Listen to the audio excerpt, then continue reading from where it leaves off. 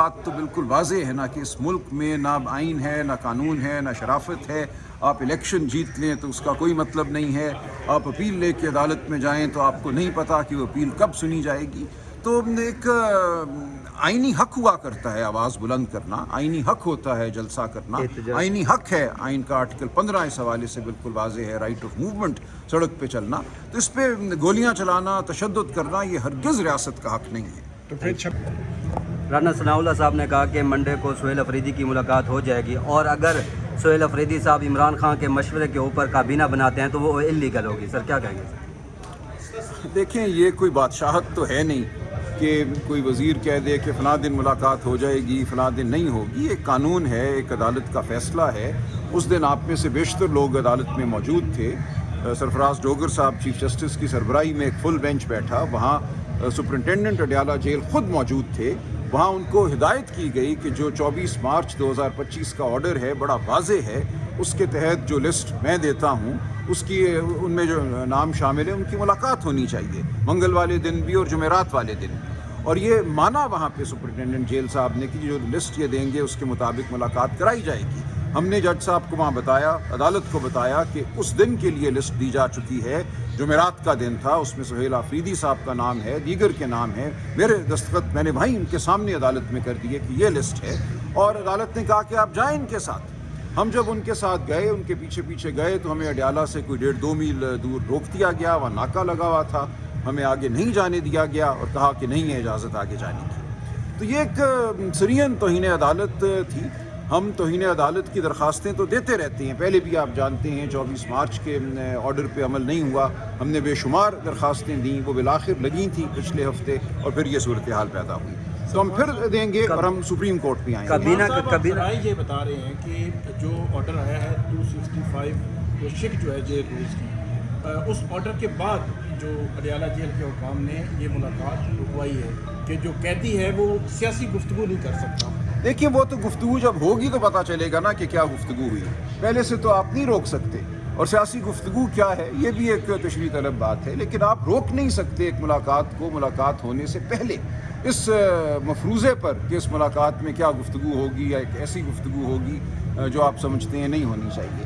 بہرحال وہ فیصلہ بھی ہم آگے لے کر جائیں گے. رول 265 1978 میں پرزن رولز میں شامل کیا گیا تھا. یہ مارشل لاء کے زمانے کا رول ہے، انگریز کے دور میں بھی ایسا رول نہیں تھا. آپ کس طرح کسی کی زبان کو بند کر سکتے ہیں؟ اگر ملنے کی اجازت ہے دو انسانوں کو تو وہ جو دل چاہے بات کر سکتے ہیں. یہ ایک سرین مارشل لاء دور کی ایک باقیات ہے، ایک کالا قانون ہے. ہم اس کو چیلنج کریں گے. جو سب یہ القادر ٹرسٹ کیس میں سلام اور کلی کی جو اپیل تھی وہ ابھی تک اس کی تاریخ سامنے نہیں آئی، تو اس کے اوپر کوئی پیش رفت ہوئی ہے ابھی؟ دیکھیے، ہم تو گئے تھے اس دن بھی، رجسٹرار صاحب کے پاس بیٹھے، میں، سلمان صفدر صاحب، بہنیں تینوں، اور ہم نے کہا کہ آج آپ زہرانے کی وجہ سے اس کیس کو نہیں سن رہے تو اس کو اب دوبارہ لگائیے. اب اس بات کو بھی 2 ہفتے سے زیادہ کا عرصہ گزر گیا ہے، تو ہم جاتے رہیں گے. یہ تمام معاملہ قوم کے سامنے ہے کہ عمران خان کے ساتھ کیا کیا جا رہا ہے، عدالتی نظام جو ہے وہ کہاں کھڑا ہے. تو ہم تو یہ بالکل کوشش جاری رکھیں گے کہ اسی عدالتی نظام سے ہمیں انصاف ملے اور قانون اور آئین کی بات ہو. رائے صاحب، عمر ایوب نے اپنی پٹیشن وڈرا کر دی سپریم کورٹ سے، تو یہ ایک اپنی نااہلی تسلیم کرنے کے مترادف نہیں ہے؟ آپ کیا سمجھتے ہیں؟ دیکھیے، میری عمر ایوب صاحب یا ان کے وکیل صاحب سے اس بارے میں بات نہیں ہوئی کہ انہوں نے یہ کیوں کیا ہے. میں نہیں جانتا اس کے کیا محرکات ہیں، لہٰذا میں بات نہیں کروں. عمران خان صاحب کہتے ہیں کہ وہ پارٹی میں اکبا پروری اور نیپوٹزم جو ہے نہیں ہونے دیں گے، نوجوانوں کو ٹکٹ دیں گے. تو عمر ایوب صاحب نے کی جگہ ان کی اہلیہ کو ٹکٹ کیسے دے دیا گیا؟ دیکھیے، کچھ معاملات ایسے ہیں جو لوکل سطح کے ہیں، وہاں ایک بہت بڑا حلقہ ہے. جو عمر ایوب صاحب کا حلقہ ہے وہ پورے پاکستان کا سب سے بڑا حلقہ ہے، اور ان کی بیگم صاحبہ پچھلے 20 سال سے وہاں بطور سیاسی ورکر کام کر رہی ہیں. ایسا نہیں ہے کہ وہ سیاست سے لا تعلق کہیں دور بیٹھی خاتون تھی جن کو اچانک مسلط کیا جا رہا ہے. وہاں علاقے کی جو سیاست ہے، علاقے کے جو معاملات ہیں ان کو وہ دیکھتی ہیں، اور وہ ہر سیاسی ورکر کی ڈیفینیشن پر پورا اترتی ہیں. لہٰذا ان کا ایک حق بنتا تھا اور پارٹی نے اس کو تسلیم کیا. صاحب، 1 سال پورا ہو گیا ہے موجودہ چیف جسٹس یحییٰ افریدی کو. انہوں نے اپنی کارکردگی رپورٹ بھی جاری کی ہے اور تمام جو متعلقہ محکمے ان سب کو خراج تحسین پیش کیا ہے. आप कैसे देखते हैं चीफ जस्टिस याहिया अफरीदी के इस 1 साल की कारकर्दगी को? देखिए, कारकर्दगी के तो दो पैमाने हैं ना। एक तो इंतज़ामी पैमाना है, कितने केस दायर हुए, कितने केस डिस्पोज ऑफ हो गए, वगैरह वगैरह, किसने कितने घंटे काम किया। दूसरी बात यह है कि कानूनी और आइनी निज़ाम की क्या सूरत हाल है, किसको क्या रिलीफ मिली, नहीं मिली, क्या फ़ैसले हुए। इस अरसे में मिलिट्री कोर्ट्स को आइनी करार दिया गया, जो मैं समझता हूँ कि तारीख़ में एक स्याह फ़ैसला करार पाएगा। पाकिस्तान दुनिया का वाहिद मुल्क बन गया जहाँ की अदालत उज़्मा का आइनी बेंच कहता है कि सिविलियन की ट्रायल मिलिट्री कोर्ट कर सकते हैं। युगांडा एक और मुल्क था, ईदी अमीन साहब ने सन 67 में किए गए पाकिस्तान में की गई तरमीम को अडॉप्ट किया था 1974 में। उसको युगांडा सुप्रीम कोर्ट ने भी इस केस की समाअत के दौरान 1 फरवरी को एक काला कानून कह के रद्द किया और कहा किसी भी सिविलियन की ट्रायल जो है अगर मिलिट्री कोर्ट में होती है तो ये तमाम मुरवजा जो उसूल हैं ड्यू प्रोसेस के, फेयर ट्रायल के, एक आज़ाद अदलिया के, उसके मुनाफी है। तो अब पाकिस्तान वाहिद मुल्क है दुनिया का, ये भारत में नहीं होता, ये नेपाल में नहीं होता, ये बांग्लादेश में नहीं होता जहाँ सिविलियन की ट्रायल मिलिट्री कोर्ट में हो सकती है। तो ये इसी साल में हुआ। इसी तरह जो मखसूस नशस्तों का मामला था, एक 13 रुकनी अदालत ने 8 की अक्सरियत से एक फ़ैसला दिया था। उस फैसले ने उस हकीकत को तस्लीम किया था कि 8 फरवरी के इलेक्शन से पहले PTI पर एक हमला था, उसका निशान छीना गया। उसके बाद एक ऐसी फ़िज़ा पैदा की गई, इलेक्शन कमीशन की तरफ से ऐसे फ़ैसले किए गए, ये तासुर दिया गया कि PTI बतौर जमात वजूद ही नहीं रखती, इलेक्शन में जा ही नहीं सकती। उसके उम्मीदवारों को आज़ाद उम्मीदवार करार दिया गया। उसके बाद जब उन्होंने एक पार्टी को ज्वाइन किया जिसकी मिसाल मौजूद थी 2018 में, बाप पार्टी जो थी, उसको ज्वाइन करने वालों को तस्लीम किया गया था कि अब वो पार्टी के मेंबर बन गए हैं, अगरचे बाप पार्टी की कोई नशस्त नहीं थी पार्लियामान में। उस मिसाल को जब तकलीद के लिए इस्तेमाल किया गया तो हमें कहा गया कि नहीं, आपने गलत किया। और जो एक फ़ैसला हो चुका था उस फैसले को रिव्यू में रद्द किया गया। और इसकी मिसाल नहीं मिलती कि एक फ़ैसला जो कानून और वाक़यात को देख कर किया गया हो उसको रद्द कर दिया जाए रिव्यू में।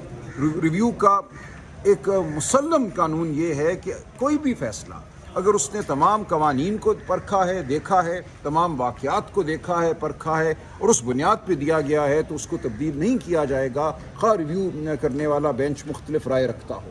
लेकिन यहाँ ऐसा हुआ और तमाम मखसूस नशस्तें हमसे छीन ली गईं और अब बात है 27वीं तरमीम की, उसका रास्ता हमवार हुआ। तो ये तमाम चीज़ें भी इसी 1 साल में हुई। तो चीफ जस्टिस याहिया अफरीदी की ज़ाती तौर पे क्या कंट्रीब्यूशन रही है इस 1 साल में?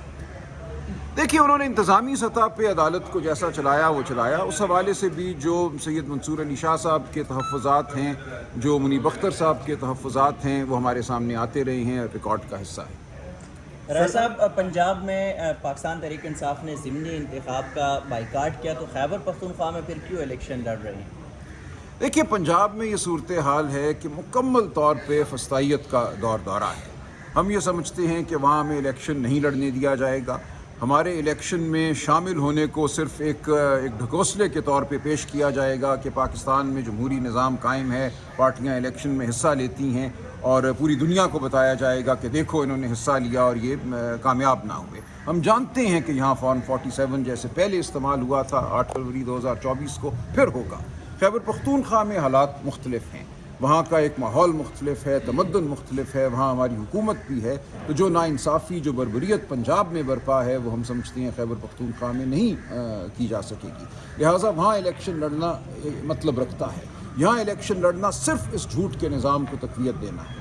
अगर सुहेल अफरीदी साहब अपनी काबीना मुकम्मल नहीं करते जब तक इमरान खान से मुलाकात नहीं होती, तो कहा जा रहा है इंतज़ामी बहरान है, फिर सदर मुमलिकत अपना कोई इख्तियार इस्तेमाल कर सकते हैं, इस तरह कोई नहीं, ऐसी कोई बात नहीं है। देखिए, वज़ीर आला चाहें तो 10 वज़ारतें भी अपने पास रख सकते हैं। वज़ीर आला मौजूद हैं, लिहाजा काबीना मौजूद है, तमाम वज़ारतें इस वक्त उनके पास हैं और हर वज़ारत का जो सेक्रेटरी है वो वज़ारत को चला रहा है, सूबे का काम चल रहा है, ऐसा नहीं है कि काम नहीं चल रहा। इसलिए बतौर वज़ीर आला हर वज़ारत का वो चार्ज संभाले हुए हैं और सूबे का काम चल रहा है। लेकिन मैं उम्मीद रखता हूँ कि जल्द काबीना जो है मुकर्रर कर दी जाएगी, इमरान खान साहब से मुलाकात हो जाएगी। सूबाई सदर ने ऐलान किया है कि जो लातों के भूत हैं वो बातों से नहीं मानते, आप लोग तैयारी कर लें, हम एक बार दोबारा निकलेंगे। सर, लातों से मान जाएंगे? دیکھیں انہوں نے جو بیان دیا اس میرے سامنے نہیں ہے، لیکن بہرحال یہ بات تو بالکل واضح ہے نا کہ اس ملک میں نہ آئین ہے، نہ قانون ہے، نہ شرافت ہے۔ آپ الیکشن جیت لیں تو اس کا کوئی مطلب نہیں ہے، آپ اپیل لے کے عدالت میں جائیں تو آپ کو نہیں پتہ کہ وہ اپیل کب سنی جائے گی۔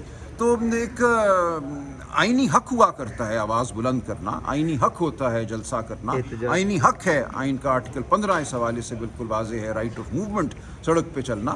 تو اس پہ گولیاں چلانا، تشدد کرنا یہ ہرگز ریاست کا حق نہیں ہے۔ تو پھر 26 نومبر کو کیسے منا رہے ہیں؟ دیکھیں اس بارے میں کوئی فیصلہ اس وقت نہیں ہے۔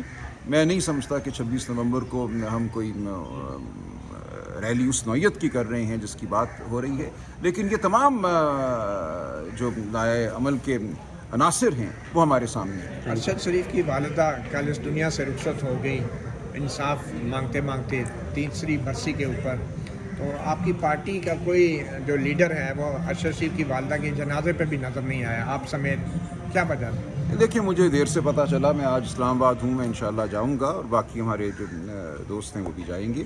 ہم نے تعزیت کی ہے، بالکل پارٹی کی سطح پہ تعزیت کی ہے، اور ارشد شریف صاحب کے نام سے منسوب ایک یونیورسٹی قائم کی جا رہی ہے خیبر پختونخوا میں، تو ایسا نہیں ہے کہ ہم ان کے غم میں شامل نہیں ہیں۔ Thank you. بہت شکریہ۔